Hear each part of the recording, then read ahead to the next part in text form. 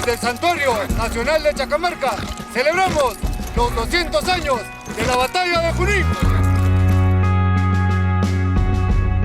Mi nombre es César Elías Gavidia Orjuela. Soy el mayor de 4 hermanos, 2 hombres, 2 mujeres. Mis estudios primarios los hice en el Colegio San Miguel de Magdalena y los secundarios en el Colegio Claretiano. Tengo 42 años de matrimonio en Lourdes Canales, Toledo. Con ella he tenido 2 hijos, que fueron mi segunda gran pasión. Pero en realidad mis debilidades son mis 4 nietos que tengo actualmente. Desde pequeño me gustó mucho la historia del Perú, la guerra de la independencia, en la que se dan las batallas principales del nacimiento del ejército. Eso me motivó y me inspiró para poder abrazar la carrera de las armas. Siempre había tenido cierta afición por los caballos, como a todos les gusta. Ya cuando estuve acá en la escuela conocí el arma de caballería y me identifiqué mucho con ella. Y escogí el año 1984, que me tocó escoger el arma de caballería. Y desde ese momento hasta el día de hoy tengo mi corazón granate y el alma de jinete.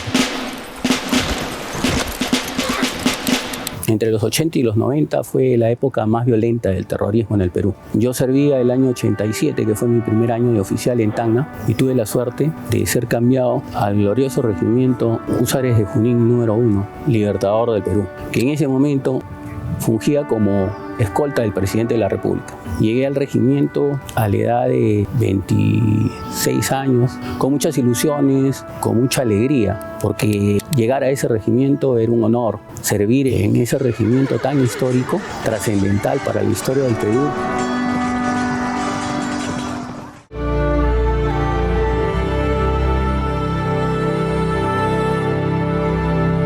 El sábado 3 de junio de 1989 yo me encontraba en mi domicilio porque era un día de Franco, y por esas cuestiones del destino a veces nos relevábamos por circunstancias especiales que siempre suceden en la vida familiar, que tienes el cumpleaños de alguien. Entonces hubo una persona a quien yo relevé y que en ese momento decidió que le pagara el servicio. Entonces al llegar yo un poco retrasado, como no suele suceder, pero por el tráfico propio de un día sábado, y en el patio de honor o en el patio de armas del cuartel estaban los 2 ómnibus que generalmente llevan y trasladan tanto a la farandola como a los soldados que van a hacer el relevo de guardia diariamente a mediodía. A mí me tocaba ir en el segundo ómnibus, subí a un carro que no debía de ir y a la hora de subir también ocupé un espacio que no debía de ocupar. Habíamos recorrido más o menos unas 3 o 4 cuadras por la calle Junín, bajando hacia Palacio, cuando de pronto en la parte trasera me comenzaron a inquietar y hubo un grito de uno de los soldados que avisó que habían puesto una bomba. Pero desde que escuchamos el grito hasta la explosión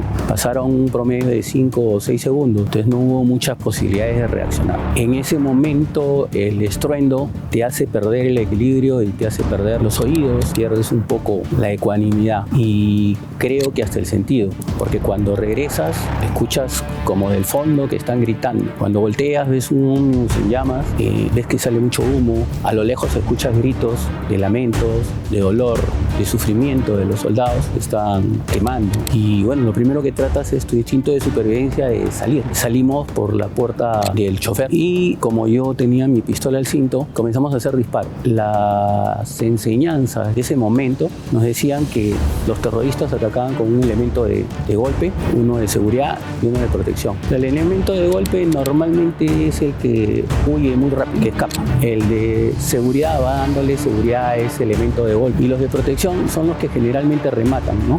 Están apostados muy cerca, como te aturde la explosión, normalmente hacían los remates.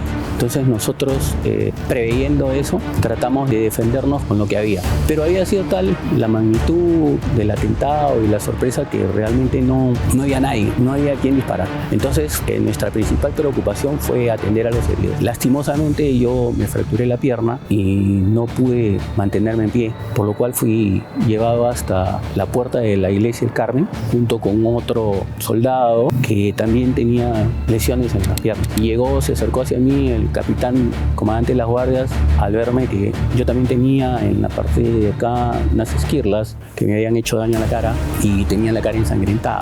Entonces al verme así el capitán paró un volquete y en el volquete fui transportado en el camión y llegué al hospital militar. Era la evacuación masiva más grande que había hasta ese momento realizaba el Ejército del Perú. En el primer carro donde nos pusieron la bomba íbamos un promedio de 50 y en el segundo vehículo, que venía unos 10 metros más atrás más o menos, 50 o 40 personas. Estamos hablando de que la mayoría resultó aturdido o herido y estamos hablando de una evacuación de más o menos 60 o 70 personas que llegaban al hospital militar. Tenían que hacer regresar a los médicos que ya estaban trasladándose o en sus domicilios. El ambiente de emergencia no se dio abastos para recibir a tantas personas. Y bueno, una alegría y una tristeza a la vez, ver llegar a los heridos, ver llegar a alguien conocido era una alegría. Verlo cómo llegaba era una preocupación. Y ver que no llegaba era una tristeza, porque realmente había de las tres cosas. Había gente que no llegó, gente que llegó muy mal herido y bueno, gente que a Dios gracias tuvo la suerte y la dicha de seguir vivo, ¿no? Lamentablemente sufrimos la baja de 6 húsares. El escuadrón C fue el que más sufrió. Fueron 4 miembros del escuadrón C, uno de mi escuadrón, del escuadrón B y un par de jinetes más del escuadrón comando. Mauro Ojeda Cárdenas, José Monforte, José Gitoribio, Ronnie Cabero Cárdenas, Esliván Cueva Yuya y Víctor Camacho Ramos, jóvenes de entre 17 y 18 años que ofrendaron su vida por la patria, que lamentablemente en esta insania y desenfreno del terror tuvieron que sacrificarse en aras de la democracia que vivimos el día de hoy. Tuvimos un largo periodo de internamiento. La primera operación que tuve fue a la pierna, al calcáneo, donde me pusieron una placa, un par de tornillos. Inmovilizado, me operaron del oído en una primera operación. La consecuencia de esta explosión fue que perdí ambos oídos. He tenido 6 operaciones de oído hasta el año 92, 3 operaciones en cada lado. Mi carrera lamentablemente se vio truncada por mi disminución auditiva. Yo no podía regresar en las mismas condiciones, a razón de la cual estuve 3 años en el hospital para ese tipo de operaciones que fui sometido, para luego ser dado de baja por discapacidad, ya que había perdido ambos sentidos. La pérdida de ambos sentidos era un condicionante para mantenerte en actividad. Agradezco a mi ejército por todo lo que me dio en ese momento, por el apoyo de haberme concedido la posibilidad de tener una pensión que ayudó mucho a que yo pudiera sacar adelante a mi familia. En ese momento yo tenía 2 hijos. El año 89 mi hija Melissa tenía 7 años y César Andrés tenía 2 años y tenía que sacarlos adelante. Hasta el año 92, en que fui dado de baja, ellos todavía cursaban el colegio, pero más adelante en la universidad y todo lo que uno quiere darles, otorgarles a sus hijos, pues siempre tuve un valioso apoyo en mi institución. Con el tiempo, debido a la disminución que tenía, perdí totalmente el oído izquierdo y solamente puedo escuchar por el oído derecho, que actualmente uso un audífono para que me permita ayudar o que me ayude a escuchar. Soy miembro del CONAIS desde esa fecha, desde la fecha del atentado, y CONAIS me apoyó en algún momento para retomar estudios, que fue una de mis grandes ambiciones, ¿no? Una de mis grandes metas, poder regresar a esta escuela militar en algún momento para ser formador de cadetes, pero tenía que prepararme para poder regresar. Entonces decidí estudiar. Estudié una maestría el año 2012 y comencé mi labor como docente universitario, paralelamente con regresar a esta escuela militar el año 2013. Luego continué haciendo otra maestría más y por último un doctorado de educación. Y en estos momentos estoy nuevamente estudiando una maestría de gestión pública. Me he especializado en lo que es calidad educativa, como había mencionado al inicio, y he tenido la oportunidad de colaborar con mi escuela militar, que ha obtenido 3 veces la acreditación universitaria de calidad otorgada por el CINEASI. He sido docente universitario y docente acá en mi escuela militar desde el año 2013 hasta el año 2022, en el que dejé un poco las aulas para dedicarme a evaluar a los docentes. Mi función y mi misión ahora es evaluar a los docentes sobre su metodología de enseñanza. También colaboro en los cursos que se dictan de terrorismo, que normalmente los dictan compañeros de promoción o oficiales que yo conozco, en la que enseñan este tipo de situaciones que me tocó vivir. Y lo que siempre he dicho yo, ¿no? La reflexión del porqué de las cosas, porque normalmente uno siempre trata de encontrar motivos. Porque a mí, ¿por qué si no me tocaba servicio? ¿Por qué si no debía de estar sentado en ese lugar? Y siempre trata de ver situaciones que lamentablemente le hacen ver el vaso medio vacío.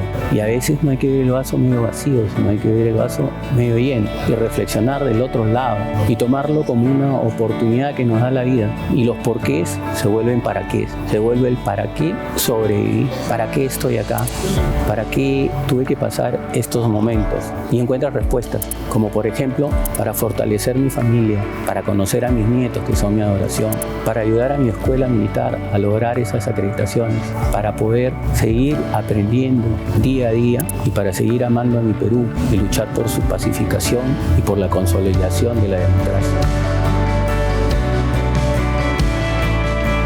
Que los peruanos debemos valorar el heroísmo y sacrificio que hicieron nuestras Fuerzas Armadas y fortalecer ese sentido de patriotismo, de unión, de querer honrar al Perú, de luchar porque cada vez sea mejor.